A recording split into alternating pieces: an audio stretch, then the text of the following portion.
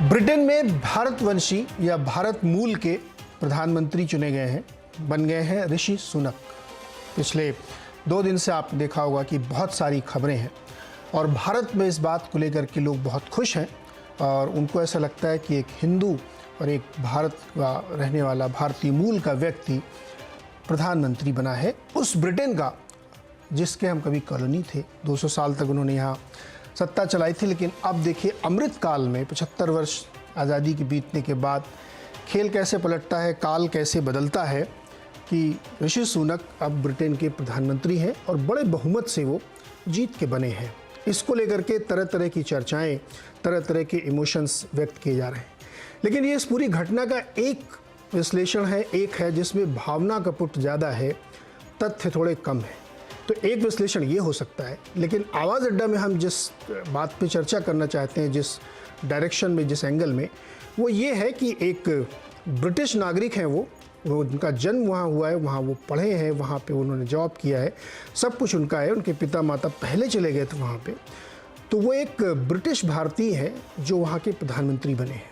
बहुत योग्य व्यक्ति हैं, 42 साल की उम्र में वो प्रधानमंत्री बन गए हैं। इससे पहले वो वित्त मंत्री थे बोरिस जॉनसन की सरकार में, फिर लिज ट्रस आई और 44 दिन के अंदर ही उनको जाना पड़ा और अब वो बने हैं। सवाल हम जो जानना चाहते हैं, जो हम समझना चाहते हैं, रादर की बहुत भावनात्मक डिस्कशन की हम तरफ नहीं जाएंगे, हम ये कि क्या ब्रिटेन की जो इस वक्त स्थिति है, दुनिया भर में बड़ी तबाही का मंजर है, उसमें यूरोप में ब्रिटेन खास तौर पे आर्थिक मंदी से जूझ रहा है, महंगाई से जूझ रहा है, सामाजिक तौर पे वहाँ पे बहुत सारी दिक्कतें सामने आ रही हैं। ऐसे में ऋषि सुनक एक प्रधानमंत्री के तौर पे कैसे काम करेंगे, वो ऐसा क्या करेंगे जो बोरिस जॉनसन नहीं कर पाए या लिज ट्रस ने जो गलतियाँ की उनको कैसे दुरुस्त करेंगे, क्योंकि उन्होंने जब बकिंगम पैलेस से निकल के अपनी स्पीच सामने रखी तो उन्होंने 3-4 मुद्दे बहुत साफ रखे कि वो उन प्रॉमिसेस को रखेंगे जो लोगों के सामने है और लोगों को पूरे करने पड़ेंगे उनकी तरफ से, देश को आगे बढ़ाएंगे, इकोनॉमी को दुरुस्त करेंगे और वो सारे काम करेंगे जो एक राजनेता को करना चाहिए। ये प्रॉमिसेस हैं, बहुत बड़े हैं और स्थिति ये है इकोनॉमी की, वहाँ की इन्फ्लेशन 40 साल के हाईस पे चल रहा है, एनर्जी क्राइसिस है, नेटो का सदस्य भी रहना है, बाइडेन साहब के साथ भी खड़े रहना है, यूक्रेन को भी संभालना है और अपनी इकोनॉमी को भी संभालना है और साथ ही ब्रेग्जिट का झमेला पहले से चल रहा है। तो इस दिशा में हम चाहते हैं कि ज़्यादा बातचीत हो, रादर की एक इमोशनल टच देने की कि वो भारतवंशी हैं, हिंदू हैं और भारत के साथ वो क्या करेंगे। वो एक ब्रिटिश प्राइम मिनिस्टर हैं, ये नहीं भूलना चाहिए। उनका पहला लक्ष्य हित और उनका पहला कर्तव्य ब्रिटेन की सेवा करना है, ना कि भारत की। बहुत बहुत स्वागत है आपका। मेरा नाम नीरज वाजपेयी है और आज इस चर्चा में हम जिन मेहमानों को बुलाया मैं आपका उनसे परिचय करा देता हूं। जाने माने इकोनॉमिस्ट लॉर्ड मेघनाथ देसाई हमारे साथ जुड़ेंगे। इसके साथ ही पूर्व डिप्लोमेट विवेक काटजू जी हैं और 2 वरिष्ठ पत्रकार बीबीसी में काम कर चुके, बहुत लंबे समय तक हिंदी बीबीसी के संपादक रहे हैं, शिवकांत शर्मा जी। और एक मीडिया हाउस की राय बड़े मायने रखती है, बीबीसी बहुत कुछ लिख रहा है तो वो भी समझेंगे। और साथ ही जेएनयू में सेंटर फॉर यूरोपियन स्टडीज़ के प्रोफेसर गुलशन सचदेवा हमारे साथ हैं। आप सबका सर बहुत बहुत स्वागत है। शिवकांत जी, आप तो चूँकि लंदन में ही रहते हैं और बहुत लंबे समय तक मीडिया में एक्टिवली काम किया और अब भी मतलब काम कर ही रहे हैं, जो बात पिछले 40-45 दिनों में या 1.5-2 महीनों में हुई है उसको ध्यान में संदर्भ में रखते हुए क्या सुनक जी का ये प्रधानमंत्री बनना, लोगों के भरोसे को फिर से बहाल करना एक कांटे भरा ताज है? और भावनात्मक रूप से लोग चाहे जितने खुश हो लें, कहें कि ये अमेरिका का, जैसे अमेरिका में ओबामा काल था, तो ये ब्रिटेन का एक तरह से ओबामा काल है। एक भारतवंशी, एक एशियाई, जिसको यहाँ अंग्रेजी में कलर्ड कहते हैं, व्यक्ति प्रधानमंत्री बना है। और जैसा कि आपने भूमिका में भी कहा कि समय का पहिया पूरी तरह घूम गया है। जो हमारे यहाँ राज करते थे, आज हमारे यहाँ के लोग उनके यहाँ राज करना शुरू करेंगे। लेकिन असलियत ये है कि ये मजबूरी में किया गया है। वो जो लिज ट्रस की सरकार थी 44 दिन की, हालात उससे पहले कोई बेहतर नहीं थे, लेकिन उन्होंने जिस तरह की किताबी और जो कहते हैं एरी फेरी, जिसको फेरी टेल अर्थव्यवस्था या फेरी टेल आर्थिक नीतियां सुनक कहते थे, वो आर्थिक नीतियां लागू करने की कोशिश की। इससे बाजारों में हड़कंप मचा और उसका सबसे बड़ा असर आम लोगों पे ये पड़ा कि उनकी जो मॉर्गेज, जो कर्ज लिया हुआ था घरों, कारों, लोनों पे, वो कर्ज कुछ ही दिन में दुगना ढाई गुना हो गया। अब आप कल्पना करें कि आप 50,000 रुपया जो है ईएमआई दे रहे हैं अपने घर का, और वो 1 लाख हो जाए अगले ही दिन, तो आपको क्या लगेगा? तो ठीक वही हालत है इस वक्त देश में। अच्छा, महंगाई है, महंगाई इनके काबू में नहीं है, क्योंकि महंगाई के और बहुत से बाहरी कारण हैं।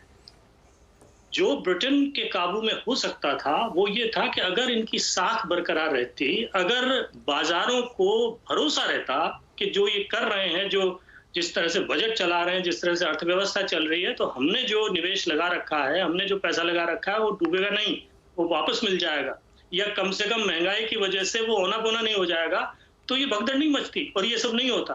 तो इनका काम, इनको इसलिए चुना गया मजबूरी में कि एक तो कंजर्वेटिव पार्टी के सामने इनके सिवा ऐसा कोई विकल्प नहीं था जिसकी बाजारों में, जिसकी अर्थव्यवस्था की सूझबूझ की धाक।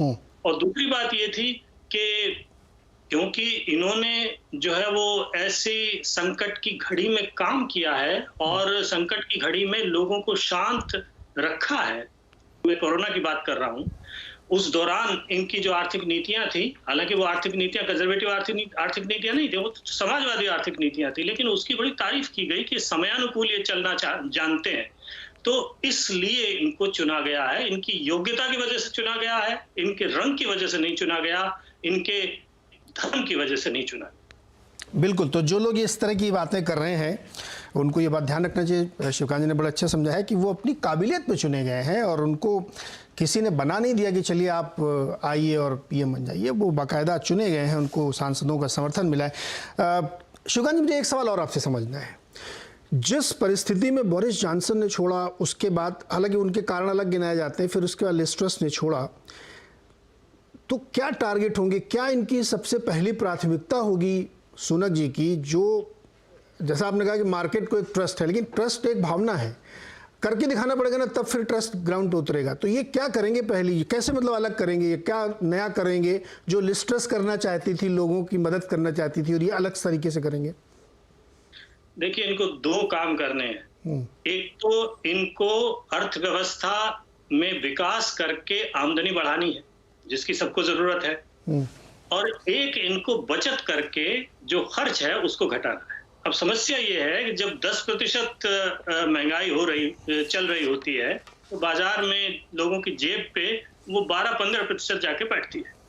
इसलिए हर सरकारी विभाग के कर्मचारी, चाहे वो अध्यापक हों, चाहे वो डॉक्टर हों, चाहे वो पोस्ट ऑफिस के लोग हों, चाहे वो रेलवे के लोग हों, हर कोई वेतन में महंगाई से ज्यादा वृद्धि की मांग कर रहा है। हड़तालें हो रही हैं और खतरा ये है कि सर्दियों में अर्थव्यवस्था आगे बढ़ना दूर, अगर सारी हड़तालें हो जाएंगी तो अर्थव्यवस्था वैसे ही ठप हो जाएगी। तो सबसे पहले तो इनको लोगों को समझा के रखना है, उनको शांत करना है। ये युद्ध बेशक यूक्रेन में हो रहा हो, ये ब्रिटेन में युद्ध नहीं हो रहा, तो युद्ध की स्थिति में लोगों में राष्ट्रवाद जग जाता है, लोग जो है वो कमर कस लेते हैं और उनको मंजूर है कि चलो थोड़े दिनों की कठिनाई है वो सहन कर लेते हैं, लेकिन ऐसे युद्ध नहीं चल रहा हो तो इस तरह की भीषण संकट की स्थिति वो सहन नहीं करेंगे। तो एक तो ये सबसे बड़ी चुनौती है, और दूसरी सबसे बड़ी चुनौती है कि काटना तो पड़ेगा। देखिए, हम बात कर रहे हैं 4 लाख से 4.5 लाख करोड़ भारतीय रुपए की बात करूं तो मैं, तो उतनी कटौती की जरूरत है, उतनी किफायत की, उतनी बचत की जरूरत है। इनको हर डिपार्टमेंट को बुला करके ये कहना पड़ेगा कि ठीक है, आपका अनुदान, आपका बजट बढ़ेगा, लेकिन जितनी महंगाई है उस हिसाब से नहीं बढ़ेगा। आप अपनी कमर कसिए, आप किफायती उससे चलिए। अब स्वास्थ्य में कटौती करेंगे, शिक्षा में कटौती करेंगे, रक्षा में कटौती करेंगे, कहाँ करेंगे? और सबसे बड़ी बात यह है कि फिर इनको इसके लिए अगर अर्थव्यवस्था बढ़ानी है, व्यापार समझौते करने हैं। किससे व्यापार समझौते करेंगे? अमेरिका को व्यापार समझौता करना चाहते हैं, उसकी अपनी मांग है, भारत की अपनी मांग है। भारत की मांग बिल्कुल जो इनकी विचारधारा है उससे बिल्कुल टकराती है। भारत ये चाहता है और मांगों के अलावा, स्टील को लेकर के मांग है, स्टील इंडस्ट्री में इन्होंने कुछ जो है उसके प्रोटेक्शन के लिए बैरियर लगा रखे हैं, वो हटाएं। लेकिन सबसे जो विवादास्पद मांग है वो ये है कि जो वीजा हमारे यहाँ पेशेवर लोगों के और छात्रों के जो वीसा हैं उन पे जो लिमिट लगी हुई है और यहाँ आने वाले लोगों, कारोबारी लोगों को जिस तरह की मुश्किलें झेलनी पड़ रही हैं, उसको हटाया जाए। अगर समझौता होगा तो उसे हटाना पड़ेगा। अगर उसको हटाने का मतलब ये है कि आप आप्रवासन पर जो इनकी नीति है कि हमें आप्रवासन कम करना है, उससे उल्टा जाएंगे तो सारी कंजर्वेटिव पार्टी के लोग वैसे ही नाराज हो जाएंगे। तो उनको भी खुश रखें, व्यापार समझौता भी करें। ये कैसे कर पाएंगे ये यही जानते हैं। बड़ी कठिन डगर है। लॉर्ड मेघनाथ जी जब बकिंगम पैलेस से निकले तो उनकी 2-3 बात, मतलब पूरी स्पीच मैंने सुनी, लेकिन 2-3 चीज़ें मुझे उसमें लगी जिस पे मैं आपसे एक्सप्लेनेशन चाहता हूँ, जो इनको शायद करना पड़े, चैलेंज हो गए। तो इससे भी शिवकांत जी कह रहे हैं कि बहुत टफ डिसीजंस लेने पड़ेंगे। उन्होंने कहा भी है कि तुरंत काम शुरू करेंगे, work begins immediately, trust earn करना है लोगों का, बिजनेसेस का, इसके साथ ही डिफिकल्ट डिसीजंस टू मेक। कैसे करेंगे सर? क्या ज़रूरतें हैं सबसे ज़्यादा वहाँ पे? और एक तरफ ये कि आप बहुत टफ डिसीजन लेते हैं तो फिर जनता के अंदर एक तरीके से नाराज़गी या असंतोष का भाव आएगा। उनका प्रश्न तो सबसे पहला ये है कि अपने पक्ष को वो सम्मति में ला सकेंगे या नहीं। अभी कंजर्वेटिव पार्टी बहुत भिन्न भिन्न पक्षों में टूटी गई है। बहुत सारे पक्ष में ही बहुत दुश्मनी है, बहुत लोग एक दूसरे से झगड़ा कर रहे हैं।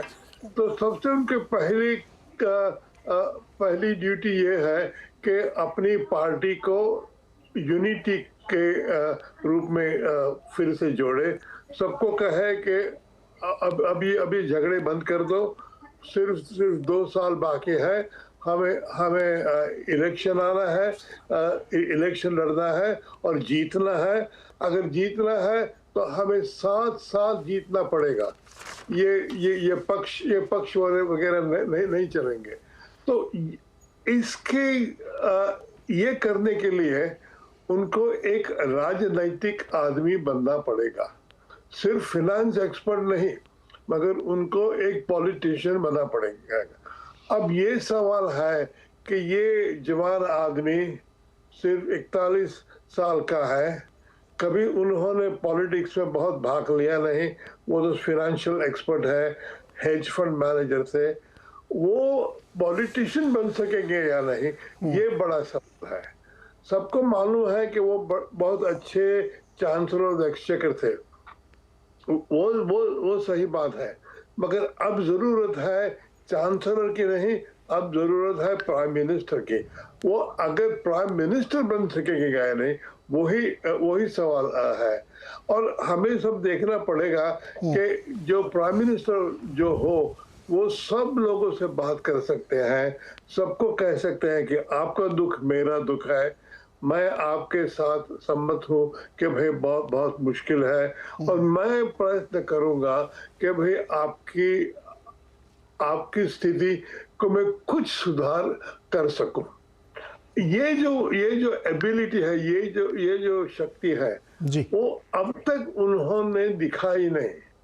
अब उनको ये एबिलिटी दिखानी पड़ेगी और हम लोग देखेंगे कि भाई काम करते हैं नहीं, क्योंकि इनकी पार्टी इतनी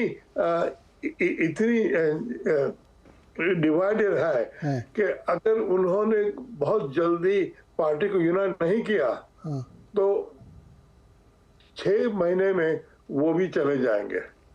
वो लीज 44 दिन तक रही, उनको सिर्फ 100 दिन से ज्यादा नहीं मिलेंगे। तो वो जानना चाहिए कि भाई ये प्राइम मिनिस्टर हुए हैं, मगर उन पर भी एक तलवार है, बिल्कुल डैमोक्लिस स्वॉर्ड है कि अगर जल्दी से यूनिटी नहीं कही तो तकलीफ हो जाएगी। और ये इतना आसान भी नहीं होगा। विवेक सर, ये एक फाइनेंशियल एक्सपर्ट को पीएम बना लेना, क्योंकि इस समय सबसे ज़्यादा समस्याएं आर्थिक समझ में आ रही हैं, पूरे देश में बड़ी मुश्किल का दौर चल रहा है, राजनीतिक अनुभव उतना है नहीं। मैं ख्याल में शिवकांत जी मुझे करेक्ट करें, 2015 से ही इन्होंने एक्टिव पॉलिटिक्स का अपना करियर शुरू किया था, जब ये एमपी बने। उसके बाद फिर 19 के इलेक्शन के बाद ये बोरिस की गवर्नमेंट में बने। क्या जो बात बार बार लॉर्ड साहब कह रहे हैं कि पार्टी को एकजुट रखना चूंकि ये तो सांसदों ने इनको चुन लिया है, वो नीचे वाला इलेक्शन तो हुआ नहीं था, तो एक बड़ा मुश्किल का दौर इनके सामने होगा क्या? मुश्किल तो यही है कि अगर सर लॉर्ड साहब मैंने विवेक सर से सवाल पूछा है जी। देखिए, राजनीति कुछ ना कुछ तो सीख ही ली है, क्योंकि ये याद रखिए कि इन्हीं ने सबसे पहले रिवोल्ट किया था बोरिस जॉनसन के खिलाफ, और इनके खिलाफ ये इल्जाम भी जो बोरिस जॉनसन के सपोर्टर हैं वो ये कहते हैं कि अगर ये शुरुआत नहीं करते तो जॉनसन हटते नहीं अपनी कुर्सी से। तो पार्टी को तोड़ना तो जानते हैं, अब ये देखना है कि पार्टी को जोड़ना जानते हैं या नहीं जानते। तो मेरा मानना ये है कि इस 6 साल में ये फाइनेंशियल एक्सपर्ट के साथ साथ कुछ ना कुछ राजनीति सीख गए, क्योंकि इसको तो आप मान के चलिए कि वह कोई भी शख्स ब्रिटेन का प्रधानमंत्री नहीं बन सकता अगर उसमें राजनीतिक क्षमता नहीं। इनको जिस तरह पार्टी के एमपी और पहली बार लिज ट्रस को इन्होंने हराया, तो इन पार्टी के जो एमपी थे उन्होंने इनका साथ दिया। ये जरूर है कि पार्टी के और जो नुमाइंदे थे 17,000, जो कि मेरा मानना है कि ये हम कुछ भी कहें, श्वेत अश्वेत भावना अभी भी ब्रिटेन में है। और मैं तो यहां तक कहूंगा आपसे कि अगर ये चुनाव फिर से चुनाव हो जाता पेनी मॉर्डेंट और इनके बीच में, तो उस पर पार्टी के और लोग क्या फैसला देते उस पर प्रश्न चिन्ह। इनको जो चुना है, आपने जैसे ठीक कहा नीरज जी, वो पार्टी के लोगों ने चुना। तो मेरा इस वक्त ये मैं समझता हूं कि पार्टी तो इनका साथ देगी, क्योंकि पार्टी के पास और चारा क्या। अगर पार्टी इस वक्त चाहती है कि और पार्टी के इनका साथ नहीं दिया, तो फिर पार्टी को और कोई प्रधानमंत्री नहीं हो सकता। फिर तो जैसे और ऑपोजिशन लेबर पार्टी और पार्टियां कह रही हैं, ब्रिटेन को चुनाव की तरफ जाना ही होगा। और जो आप ओपिनियन पोल्स देखें तो उसमें तो ये इनकी पार्टी, कंजर्वेटिव पार्टी तो कहीं है ही नहीं। उनको जो शिकस्त का सामना करना पड़ेगा वो तो शायद इतिहास में कभी भी इतना बुरा नहीं होगा। तो पार्टी कई महीनों तक इनके साथ रहे। सवाल यह है कि क्या इनके पास कोई भी ऐसे आर्थिक हथियार हैं कि ब्रिटेन के सामने जो आर्थिक समस्याएं हैं उससे इसको उभार सके। श्रीकांत जी ने बिल्कुल वाजिब फरमाया कि एक है कि कंजर्व करें पैसा, यानी रुपए खर्च पे रोक लगाएं। खर्च पे रोक लगाएंगे तो उसका प्रोडक्ट, उसका ग्रोथ पर असर पड़ेगा। ये भी साफ है, ग्रोथ पर असर पड़ेगा। अगर पैसा और बहाने लगेंगे तो इन्फ्लेशन बढ़ेगा। तो मुझे ये नहीं समझ आता कि इनके पास कोई हथियार है या नहीं है। लॉर्ड साहब हैं, आपने कहा वो बहुत अर्थव्यवस्था को जानते हैं, श्रीकांत जी जानते हैं मुझसे कहीं ज्यादा। लेकिन जो मेरे मन में प्रश्न है वो यही है कि चाहे कितना भी बोले, इमीडिएट फ्यूचर, क्योंकि सर्दी का सब लोग कह रहे हैं कि सर्दी इस बार ज्यादा पड़ेगी, और यूक्रेन के वॉर के चलते एनर्जी प्राइसेस बिल्कुल चरम सीमा पर होंगी।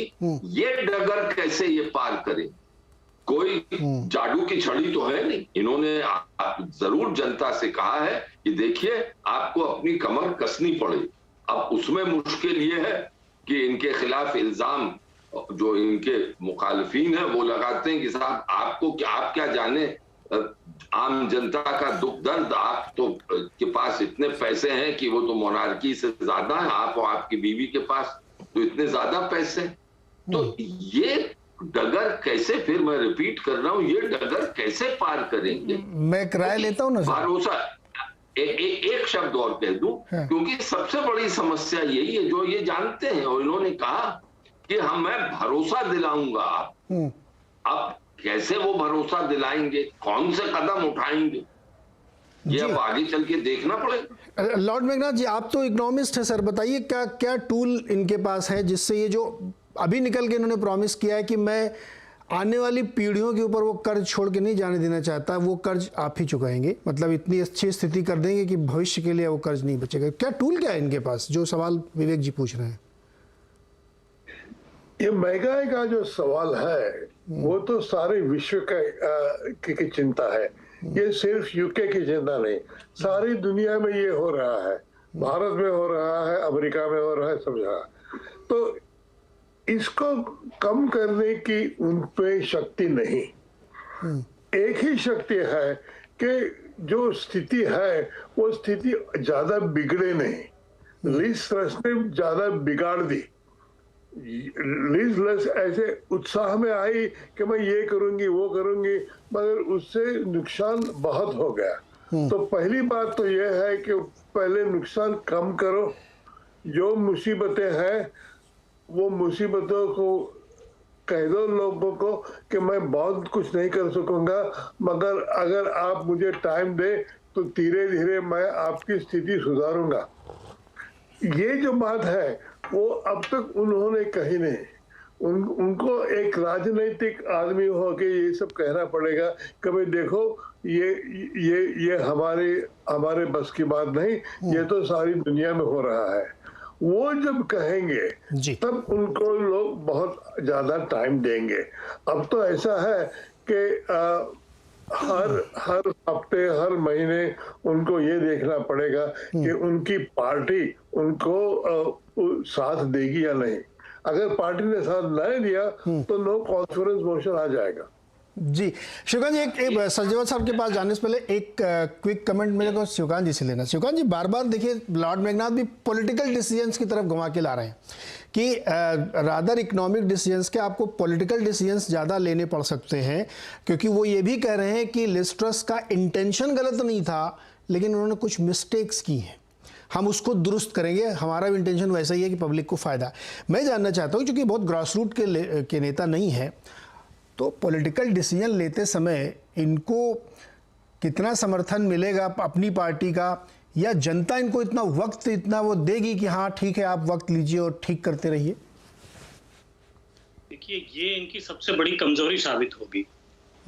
ये अपने भाषण की शुरुआत ही इस बात से की इन्होंने कि लिज ट्रस्ट के इरादे नेक थे, करेक्ट, लेकिन उनकी नीतियां गलत थी, वो भूल थी।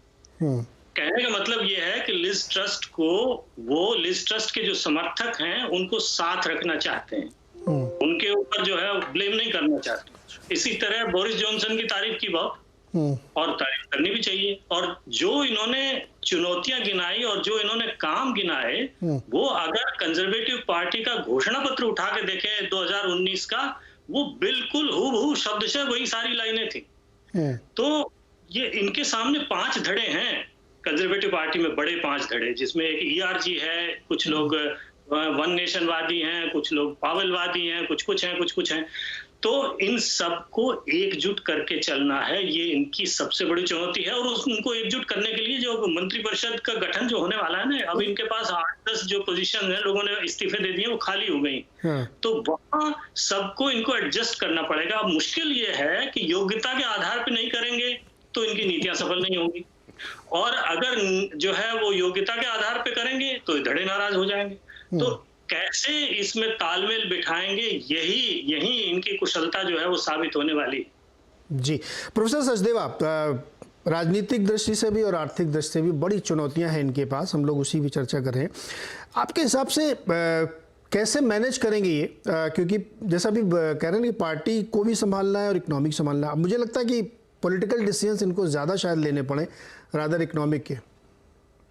जी नमस्कार। देखिए, बहुत अच्छी बहस चल रही है, बहुत अच्छी बातचीत हो रही है, और आपने बहुत अच्छे मुद्दे सारे अभी उठाए हैं। अब उनके सामने, जैसा सभी पैनलिस्ट ने बोला, सबसे बड़ी चुनौती वहाँ पे जो राजनैतिक कंजर्वेटिव पार्टी के अंदर कैसे सारे धड़ों को अपने साथ रखना है, वो चुनौती है। और जो आर्थिक चुनौती है वो तो सब स्वीकार करते हैं कि एक बहुत बड़ी चुनौती अभी ब्रिटेन के सामने है। लेकिन वो चुनौती सिर्फ ब्रिटेन के सामने नहीं है, पूरे यूरोप और पूरी दुनिया के अंदर एक आर्थिक मंदी का जो दौर आने वाला है, जिस तरह से इन्फ्लेशन वहां पे बढ़ा हुआ है। और ब्रिटेन जो है अभी तक जो ब्रेक्सिट का जो उसका जो शौक है उससे अभी तक उभर पे ठीक से आया नहीं है।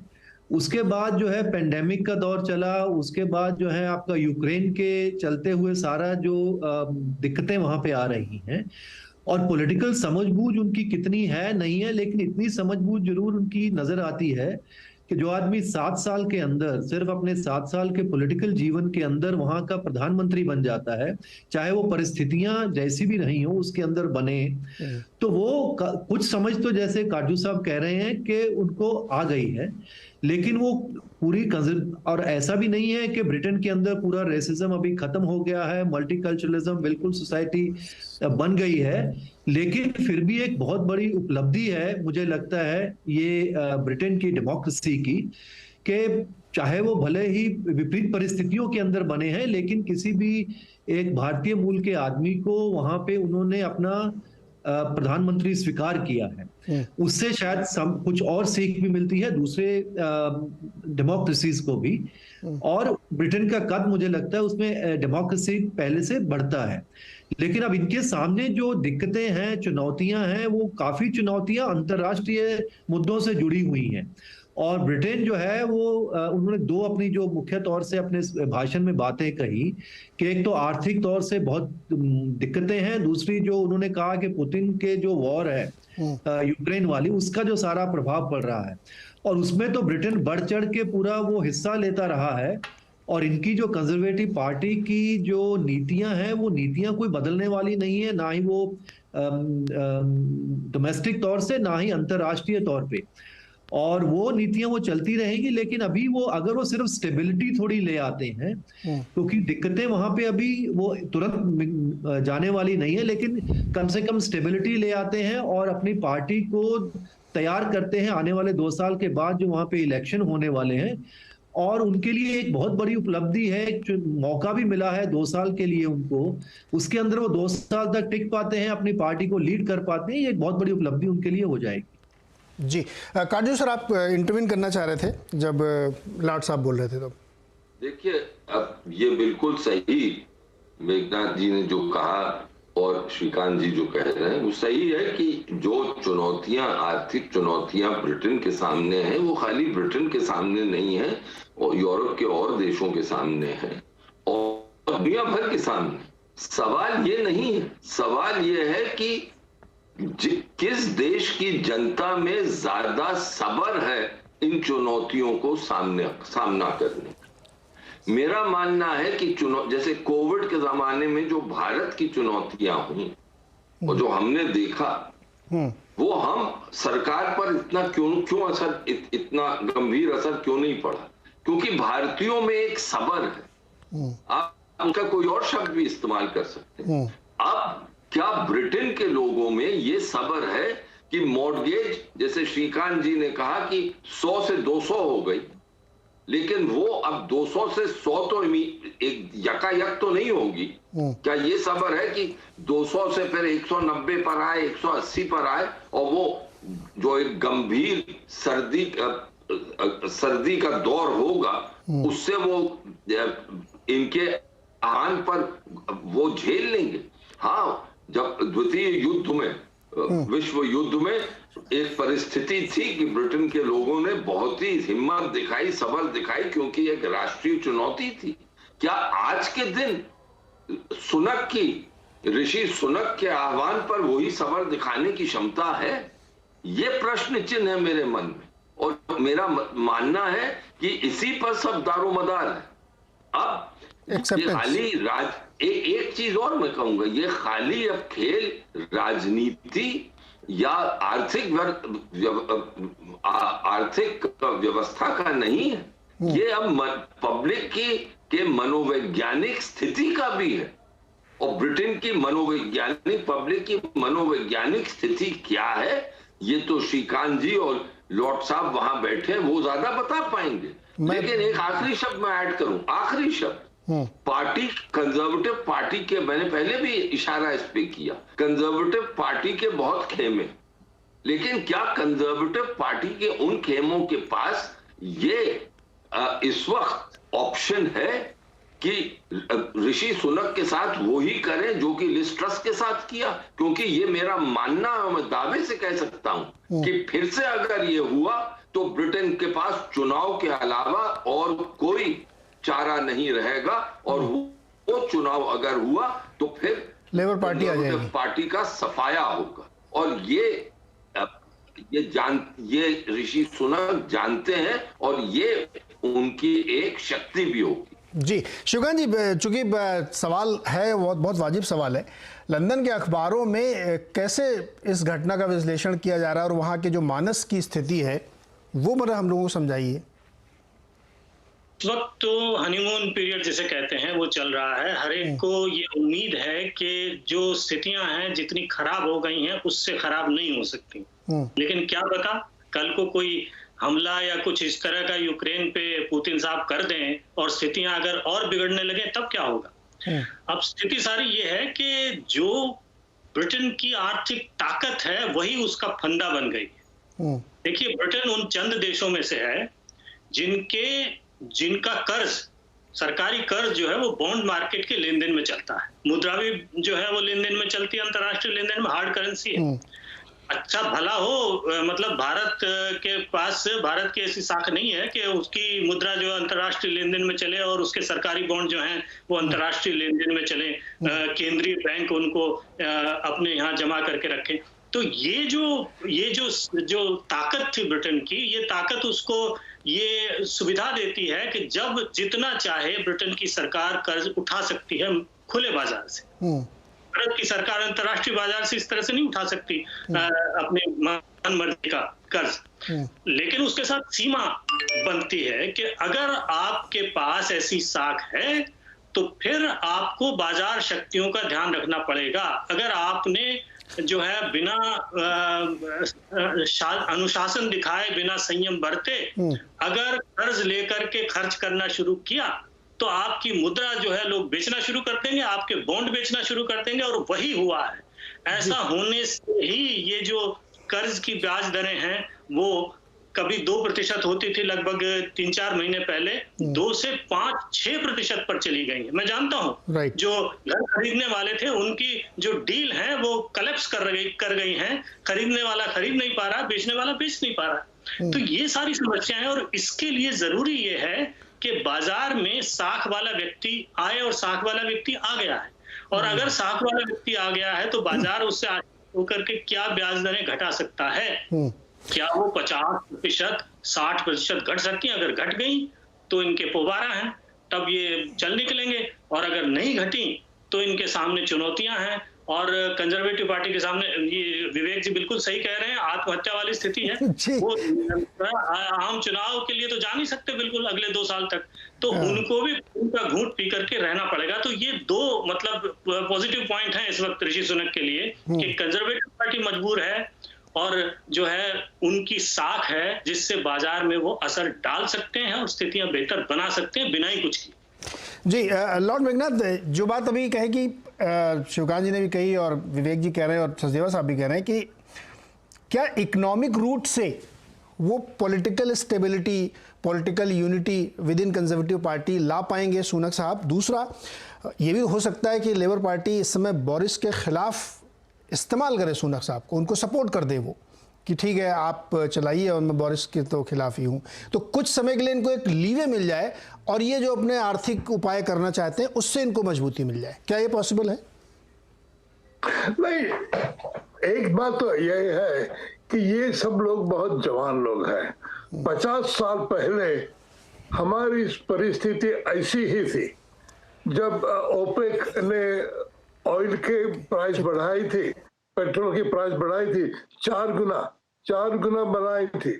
तो 1973 से 1987 तक हमारी राजनीति में बहुत मुश्किलें थी, लोगों को बहुत सहना पड़ा। तो ये सब भूल गए हैं, ये सब भूल गए। हमारे यहाँ भी बहुत इन्फ्लेशन था, हमारे यहाँ भी बहुत बेकारी थी, हमारे यहाँ भी बहुत संकट थे, वो लोग भूल गए। तब मार्गरेट थैचर की सब बात कर रहे हैं। मार्गरेट थैचर ने कुछ भी नहीं किया कि भाई दुख कम हो। उन्होंने कहा कि ये दुख सहन करके ही हमारा उद्धार होगा।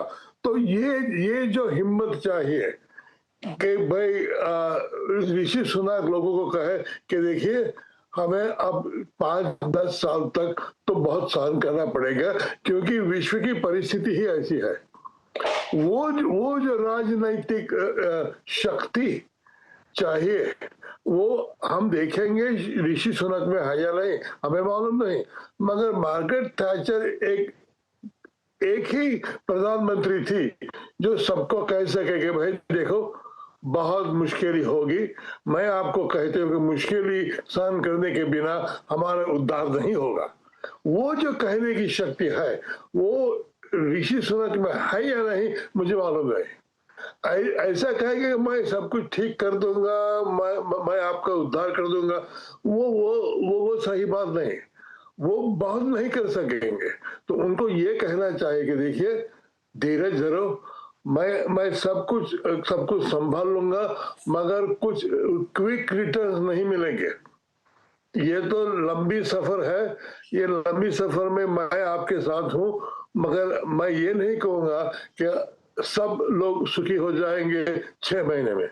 वो जो शक्ति है, मैं ये पूछ रहा, मैं आस्किंग माई सेल्फ, मुझे मालूम है कि अब तक ऋषि सुनक में वो राजनैतिक शक्ति है या नहीं।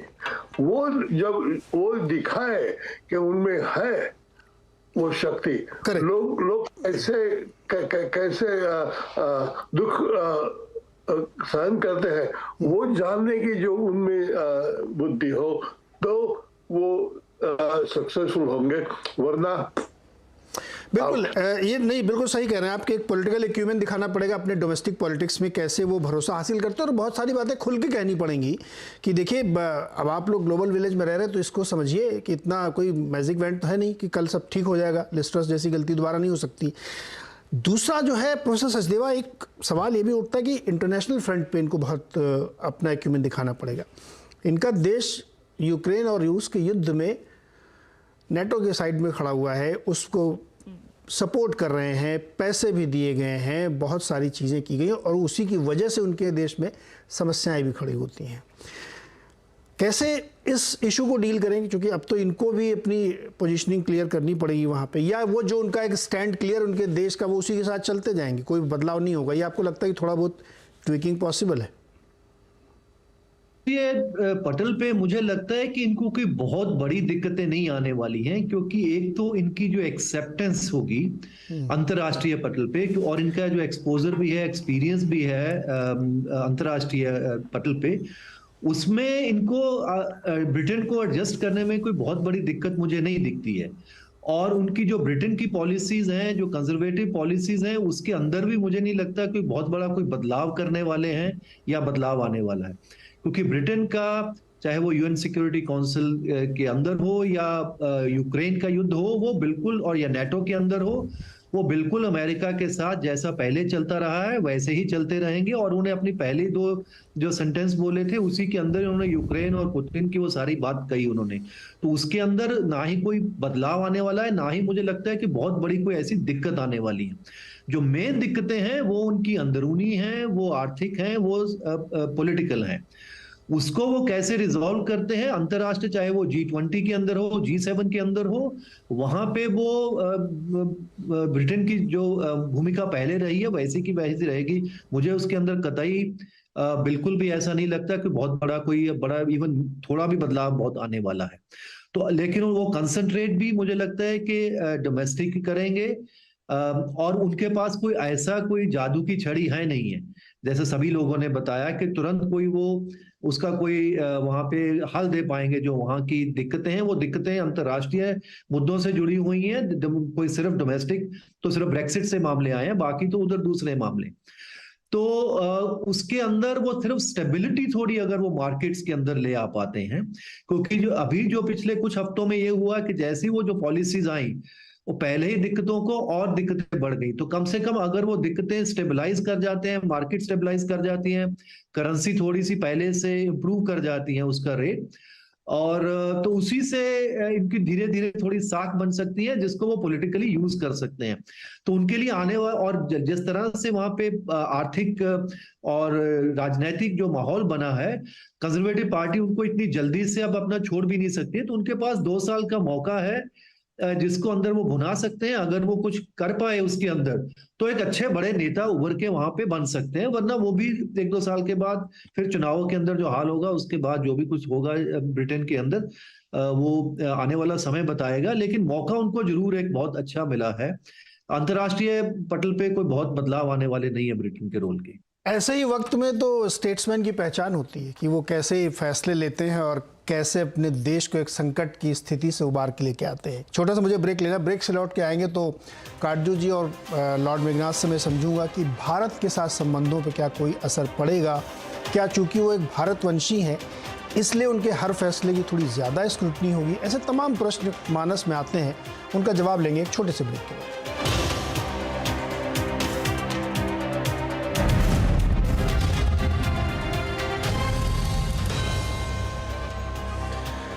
स्वागत है एक बार फिर से आपका आवाज अड्डा में। और आज चर्चा हो रही है ब्रिटेन की। क्या ऋषि सुनक जो उनके नए प्रधानमंत्री हैं वो संकट मोचक बनेंगे, क्योंकि इकॉनमी बहुत बुरी स्थिति में है।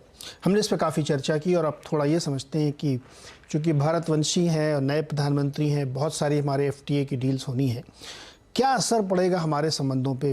विवेक सर, भारत के साथ संबंधों में कोई असर दिखेगा आपको? नए सिरे से कुछ बातचीत होगी, बहुत सारे डील्स होनी, FTA भी एग्रीमेंट होना है, क्या फर्क पड़ने वाला है? देखिए, मुझे नहीं लगता है कि इनका हिंदू होना या इनके पूर्वज भारत से गए थे उसका होना इनकी नीतियों पर कुछ भी असर डालेगा। हाँ, ये जरूर है कि उनकी पत्नी जो है वो इन्फोसिस के फाउंडर नारायण मूर्ति साहब की बेटी हैं और उनका संबंध भारत से विशेष रूप से अभी भी गहरा है, वो चलता रहेगा। लेकिन इन मामलों का बड़े राजनेताओं पर जब राष्ट्रीय हित की बात आती है तब ज्यादा असर नहीं पड़ता। तो ये उम्मीद लगानी कि उनको भारत के लिए सहानुभूति होगी, अब वो मुझे कुछ ज्यादा वो लॉजिक नहीं दिखता। अब FTA की बात हो रही है, उसमें जो भी मुश्किलें हैं वो श्रीकांत जी ने हमें बताई, और वो ऐसी बुनियादी मुश्किलें हैं जिनका हल निकालना बहुत मुश्किल है। आपको ये भी मालूम है कि EU से भारत की FTA की आज से नहीं 15 साल से ज्यादा से बातचीत हो रही है, लेकिन ये बुनियादी जो मुश्किलात हैं वो आसानी से हल नहीं निकले। कॉम्प्रोमाइज ये नहीं कर सकते क्योंकि इनको दिखाना भी होगा कि ये पूर्वज जिनके भारत से आए थे हिंदू होने के नाते इनको कोई ब्रिटेन के हितों की को नजरअंदाज नहीं करेंगे। तो जो ब्रिटेन का अभी तक रवैया रहा है भारत का, उसी पर ये अमल करें, ये मैं समझता हूं। हाँ, ये जरूर है कि कुछ कॉन्ड्यूट्स होंगे, डिप्लोमेसी में ये होते हैं, कॉन्ड्यूट्स बन जाते हैं जिससे भारत अपनी बात इन तक ज्यादा आसानी से और एक विस्तार में पहुंचाने की कोशिश कर सकता है। लेकिन ये एक एस्टैब्लिशमेंट के हेड है, हर नेता एक एस्टैब्लिशमेंट का हेड होता है। तो मेरा हमेशा से की सोच यही सोच रही है कि डिप्लोमेसी के क्षेत्र में पर्सनल केमिस्ट्री जिसको कहते हैं या ओरिजिन जिसको कहते हैं उसका ज्यादा असर नहीं पड़ता है। खाली एक देश है जहां पर ये लॉबीज काम कर जाती हैं और ओपनली करती हैं, वो है यूनाइटेड स्टेट्स अमेरिका। वहां पर भी एक हद तक रहती। तो ऋषि सुनक हमें जरूर एक, आपने सही इंट्रोडक्शन में आपने कहा था कि ये भावात्मक नहीं होना चाहिए, वो बिल्कुल आपने सही कहा। इन चीजों का जब एनालिसिस होता है तो बहुत ही लॉजिकली और कोल्डली होना पड़ता है, ठंडे दिमाग से आगे बढ़ना पड़ता है। वही उचित रहेगा। विवेक सर, मैं बिल्कुल इससे सहमत हूँ। इसीलिए हमने अपने शो में ये बिल्कुल क्लियर कर दिया था कि भारतवंशी हैं, हिंदू हैं, ये सब एक भावनात्मक इश्यूज हैं और हमको अच्छा भी लगता है सुन के कि कोई भारत का आदमी प्रधानमंत्री बना, लेकिन जो जिस देश का है उसके फैसले वो अपने उस देश के हिसाब से लेगा, क्योंकि उस देश के लोगों ने उसको चुना है। तो अगर मैं इस बात को अलग रख दूं, अब मैं प्योर एक पॉलिसी के लेवल पे पूछ रहा हूं कि वो युवा हैं और वो एक बहुत अच्छे फाइनेंशियल स्ट्रेटेजिस्ट हैं, उनको बहुत अच्छी समझ है, तो क्या वो एक कन्वेंशनल सोच से आगे बढ़ के ये लिबर्टी नहीं ले सकते कि भाई बहुत दिन से एफटीएस फंसे हुए हैं, उनको खुले दिमाग से सोच के किया जाए, प्योरली मतलब फाइनेंशियल डिसीजंस या स्ट्रेटेजिक डिसीजंस में? देखिए, अब नेता को अपनी एस्टैब्लिशमेंट को साथ लेके चलना पड़ता है। अभी ये इनकी वो स्टेटस नहीं है कि ये अपना दबदबा जमा दे अपनी एस्टैब्लिशमेंट को और सब चुप हो जाए। और जो प्रोफेशनल्स की बात है कि इमिग्रेशन वीजास की बात है, उसमें तो एक व्यू है ब्रिटेन में, यूके में, जो कि जिसपे एक सहमति बनी हुई, उसको बदलना इनके लिए आसान नहीं होगा। हाँ, एक मामले में मैं समझता हूं कि ये इनका जो पहला भी अनुभव है वो कुछ काम कर सकता है हमारे हित में। वो अपनी कंपनीज को ये प्रोत्साहन इनकरेज कर सकते हैं कि भारत की तरफ और देखो, भारत में अपॉर्चुनिटीज हैं और इन अपॉर्चुनिटीज को ब्रिटेन के हित के लिए भी, म्यूचुअल इंटरेस्ट के लिए भी एक्सप्लॉइट करो। वो गुंजाइश एक बनती, लेकिन वो भी कितनी बनती है इसका कहना आज के दिन जरा मुश्किल है। देश हित सर्वोपरि होगा और उनका देश ब्रिटेन है। प्रोफेसर सचदेव, आपके हिसाब से भारतीय संबंधों में किसी प्रकार का कोई असर आप देखते हैं या कोई बदलाव देखते हैं? जैसे कि लास्ट में एकदम जो बात विवेक सर कह रहे हैं कि खुले दिमाग से आप म्यूचुअल अंडरस्टैंडिंग, भारत एक बड़ा उभरता हुआ इकोनॉमी है, तेज़ इकोनॉमी है, तो ब्रिटेन ऐसी स्थिति में है कि उसको यहाँ से काफ़ी फ़ायदे हो सकते हैं, तो वो थोड़ा सा खुले दिमाग से यहाँ पे डील्स वगैरह करें, या और दूसरे तरीके की आपको लगता है कि संबंधों में फ़र्क आ सकता है? आपका व्यू क्या है? देखिए, ऐसा है कि पिछले कुछ सालों में जो ब्रिटेन के पोस्ट ब्रेक्सिट एम्बिशंस हैं और हमारी जो इकोनॉमिक एंड स्ट्रेटेजिक प्रायोरिटीज हैं उसमें काफ़ी मेल जोल हुआ है। उसी के चलते जो है वो कॉम्प्रिहेंसिव जो पार्टनरशिप है वो अपग्रेड हुई। उसके बाद 2030 रोड मैप की, जिसके बारे में हमारे प्रधानमंत्री ने भी आज जिक्र किया अपने ट्वीट में, वो सारी बातें चल रही हैं। और एफटीए जो जिसकी एक बोरिस जॉनसन जब यहाँ पे थे, उन्होंने कहा था कि दिवाली तक उसका हम कुछ एग्रीमेंट हो जाएगा। दिवाली आके चली गई, लेकिन हो सकता है, लेकिन हित दोनों के जुड़े हुए हैं, दोनों के अंदर ये पॉलिटिकल विल भी है। मुझे लगता है कि वो एफटीए करना चाहते हैं। वो हो सकता है कि दिवाली तक नहीं हुआ, होली तक उसका कोई हल निकल आए, लेकिन जो खास मुद्दे हैं जिसकी बाकी लोगों ने जिक्र किया, वो है जो पेशेवर लोगों का जो वहां पे इमिग्रेशन, जो माइग्रेशन मोबिलिटी की बात है, उसकी जो बात है, मुझे नहीं लगता है कि सुनक साहब के उसके अपने कुछ अलग विचार हैं उसके बारे में, क्योंकि वो जब ब्रेक्सिट का भी समर्थन कर रहे थे, वो तो पूरे बॉर्डर्स की, क्लोज बॉर्डर की उन्होंने बात किया। इससे पहले जो भारतीय मूल की गृह मंत्री भी वहां पे थी, उन्होंने उनके जो विचार थे भारतीय मोबिलिटी के बारे में, वो भी जग जाहिर हैं। तो इसलिए क्योंकि भारतीय मूल का आदमी वहां पे प्रधानमंत्री या गृह मंत्री या कोई और मंत्री पद ले लेता है, उससे ब्रिटेन की कंजर्वेटिव पार्टी के या ब्रिटेन के सरकार के जो उनके जो विचार हैं वो बदल जाएंगे, वो होने वाला नहीं है। तो एक नेगोशिएशन चल रही है, टफ नेगोशिएशन है, दोनों को उसके अंदर फायदा नजर आ रहा है, तभी नेगोशिएशन चल रही है। और उम्मीद है वो 2-4 महीने में शायद कुछ उस नेगोशिएशन का हल निकल पाए। लेकिन वो सिर्फ ऐसा नहीं है कि वो सुनक साहब के आने से हो गया, इससे पहले जो प्रक्रिया थी, बल्कि मुझे लगता है उसमें थोड़ी दिक्कतें ये आ गई हैं कि अभी जो राजनीतिक उथल पुथल वहां पे हुई है, उसके अलावा जो मंदी का सिचुएशन है पूरे यूरोप और पूरी दुनिया के अंदर, क्योंकि जो फ्री ट्रेड एग्रीमेंट नॉर्मली कोई भी देश तब करता है जब इकोनॉमी काफी एक्सपेंड कर रही होती है कॉन्फिडेंस के साथ, क्योंकि दिक्कतें आर्थिक ज्यादा हो रही हैं वहां पे, तो उससे मुझे लगता है कि वो प्रभावित ज्यादा करेगी रादर के वहां पे एक नए प्रधानमंत्री भारतीय मूल के आ गए हैं। लेकिन यह है कि मोटे तौर से भारत और यूके का जो है, जो हमारी जो आपस की समझ है वो पहले से बड़ी है, और वो एक पूरी प्रक्रिया है, वो आगे चलती रहेगी। जी विवेक सर, आप कुछ ऐड करना चाह रहे थे? देखिए, हमेशा ऐसे आर्थिक जो अग्रीमेंट्स होते हैं एफटीए जैसे, वो मामले बाद में अटकते हैं एक दो मसलों।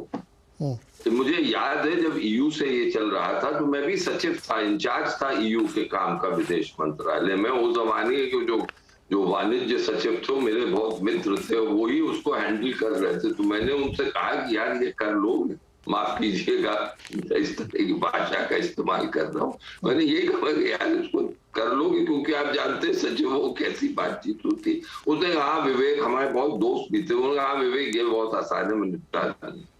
वो बात को 12 साल हो गए और मामले जिस मामलों पर अटके हुए थे वो उनमें वो टस से मस ना वो हुए ना हम हो। तो इसमें यही मुझे दिख रहा है जो सचदेवा जी ने कहा वो बिल्कुल सही है, और वही तो बुनियादी बात है कि प्रोफेशनल। विवेक सर, एक सवाल और मैं इसी में जोड़ देता हूँ, वो बहुत संक्षेप में जवाब दीजिएगा। क्या चूंकि सुनक साहब है तो भारतीय मूल के, अब जो भी वो फैसले लेंगे खासतौर पे भारत के साथ, वो इकोनॉमिक डिसीजन हो, स्ट्रेटेजिक हो, कल्चरल हो, व्हाटएवर इट, जो भी डिसीजन लेते हैं, तो क्या उनके फैसलों को ज़्यादा स्क्रूटनी, ज़्यादा नज़र रखी जाएगी? चूंकि वो भारत से एक जनरल परसेप्शन बनता है कि अच्छा देख लिया जाए, ऐसा होगा क्या? देखिए, एक चीज मैं आज कहूंगा, आपने मालूम नहीं चित्र देखा नहीं, ये मैं उनको दाद देता हूं कि वो अपने, जैसे वो हिंदू हैं, वो अपने हिंदू धर्म को आज जब वो डाउनिंग स्ट्रीट में भाषण के बाद जब क्राउड्स को वेव कर रहे थे, तो मैंने देखा, नजर पड़ी मेरी कि उन्होंने जब अपना हाथ उठाया तो जो दिवाली पे उन्होंने नारबंद बांधा हुआ था वो साफ दिख रहा है। तो इस चीज को वो हाइड नहीं करते, वो अपनी ब्रिटेन की जनता को साफ दिखाते हैं कि मैं प्रैक्टिसिंग हिंदू हूं और मैं हूं, और उनका जो ओरिजिन है वो भी जानते हैं। लेकिन इसकी वजह से वो ये कह रहे हैं लोगों से, अपने लोगों को, कि ये मैं हूं, लेकिन इससे ये मत समझिए कि मैं ब्रिटेन के हितों को नजरअंदाज करूंगा। तो ये जो एक ज्यादा क्रिटिकल आई से उनको देखा जाए, ये समझते हैं, और उस पर ये डिफेंसिव एक्शन पहले ही से ले चुके हैं।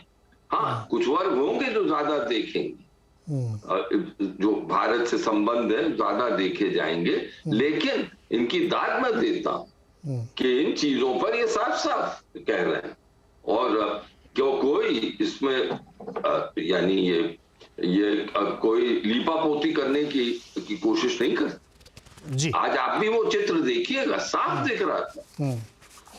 नहीं, बिल्कुल मैंने देखा भी है, और इसलिए हमने एक बार एक सवाल आप लोगों के सामने रखा कि एक्सपर्ट व्यू भी इसमें आ जाए।